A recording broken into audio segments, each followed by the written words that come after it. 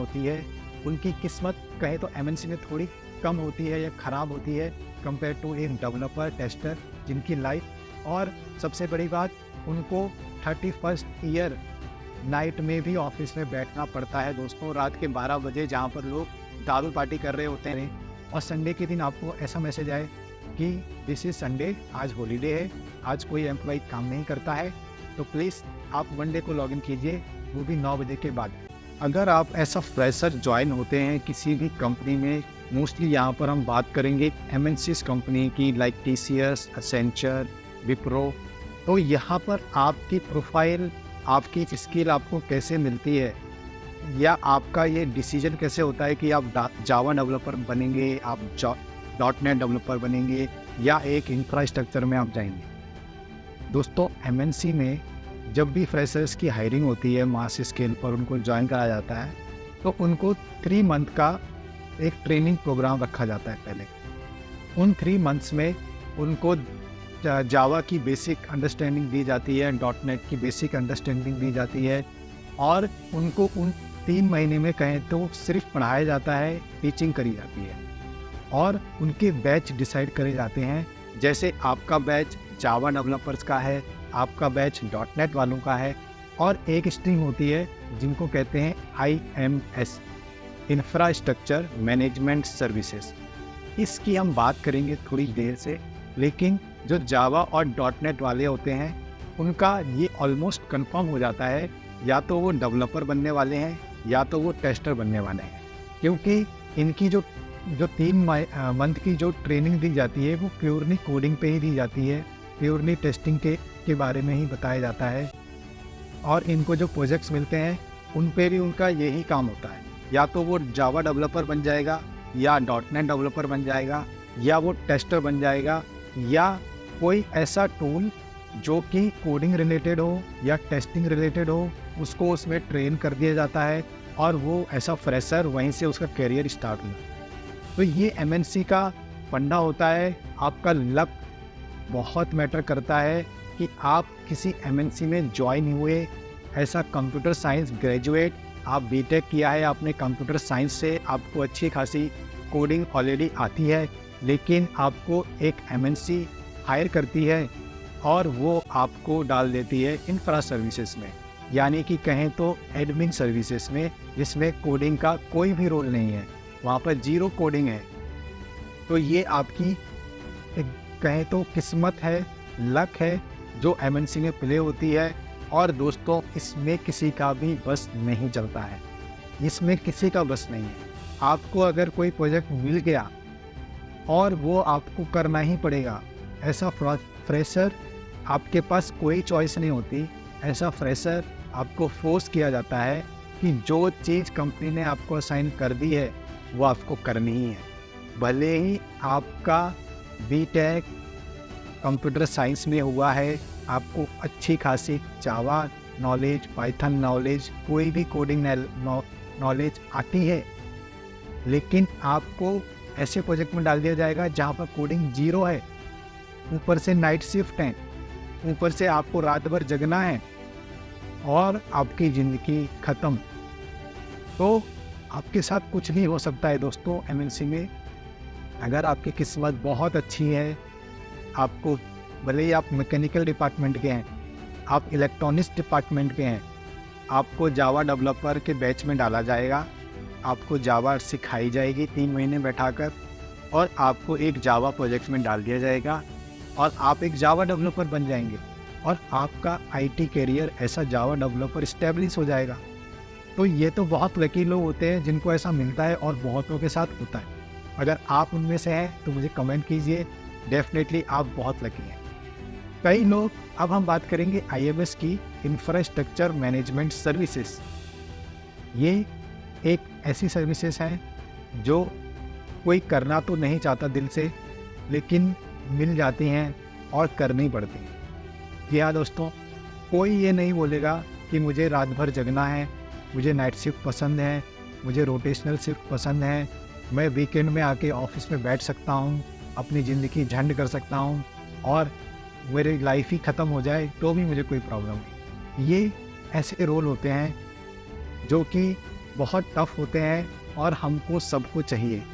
अगर आप एटीएम में जाएं या नेट बैंकिंग में लॉगिन करें और संडे के दिन आपको ऐसा मैसेज आए कि दिस इज़ संडे, आज हॉलीडे है, आज कोई एम्प्लॉय काम नहीं करता है, तो प्लीज़ आप मंडे को लॉगिन कीजिए, वो भी 9 बजे के बाद। आपको कैसा लगेगा?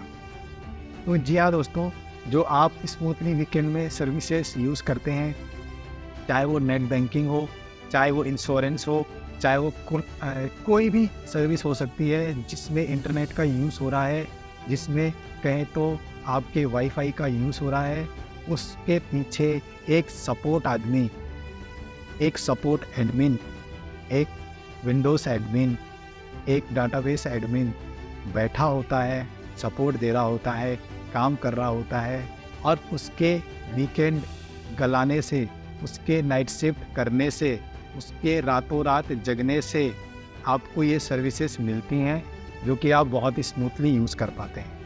मोस्टली ये इंडिया में ही होता है, इंडिया में ही ऑफशोर होता है, इंडिया में ही नाइट शिफ्ट होती हैं, इंडिया में ही वीकेंड वर्क होता है, तो मोस्टली आपको इंडिया से ही कोई आदमी सपोर्ट सर्विस दे रहा है।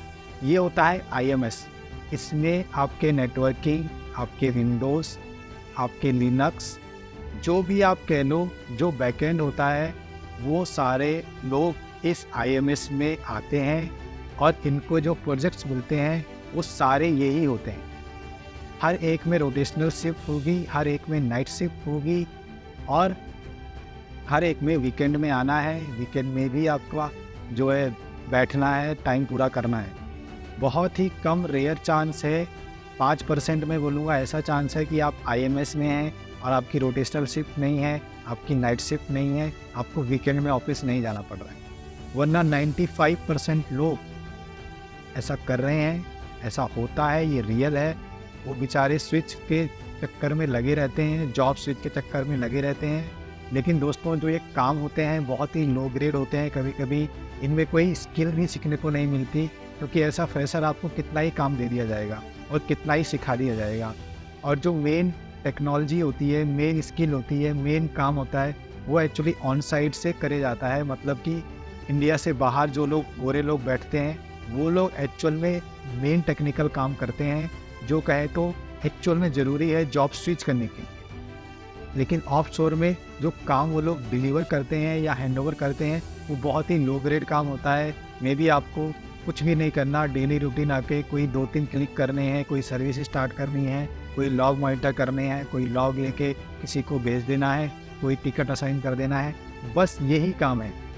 और ये काम पे आप मुझे बताइए दूसरी कंपनी आपको जॉब क्यों देगी, क्यों आपको जॉब स्विच कराएगी?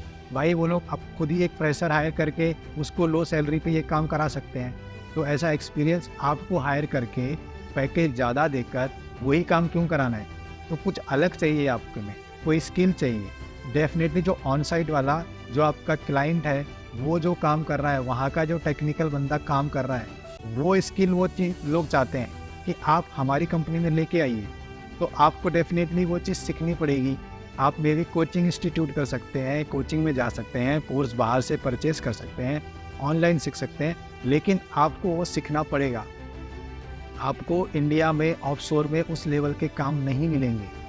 तो ये था IMS का, कि IMS के लोग, IMS का जो सपोर्ट डिपार्टमेंट होता है, जो टीम होती है, उनकी किस्मत कहे तो MNC में थोड़ी कम होती है या ख़राब होती है कंपेयर टू एक डेवलपर, टेस्टर, जिनकी लाइफ थोड़ी रिलैक्स रहती है, क्योंकि उनके वीकेंड नहीं होते ऑफिस, उनके नाइट शिफ्ट नहीं होती, जो सबसे बड़ी चीज़ है, उनको नाइट शिफ्ट नहीं करनी पड़ती। वीकेंड हो सकता है किसी प्रोजेक्ट में बहुत ज़्यादा लोड हो, टेस्टिंग को लेकर, डिलीवरी को लेकर, तो उनको वीकेंड में भी ऑफिस जाना पड़े, ऑफिस करना पड़े।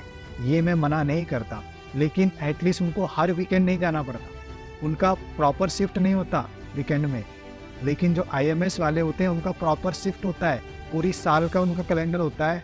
और सबसे बड़ी बात, उनको 31st ईयर नाइट में भी ऑफिस में बैठना पड़ता है दोस्तों। रात के 12 बजे जहाँ पर लोग दारू पार्टी कर रहे होते हैं, गोवा में घूम रहे होते हैं, बीचेस पे नहा रहे होते हैं, वो बेचारे ऑफिस में बैठकर सपोर्ट दे रहे होते हैं।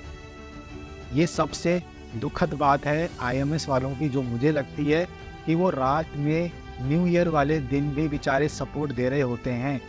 और इसी वजह से उनकी टीम में अक्सर अनबन रहती है कि कौन नाइट शिफ्ट करेगा, कौन 31st नाइट करेगा, कौन ये नाइट करेगा, कौन वो नाइट करेगा।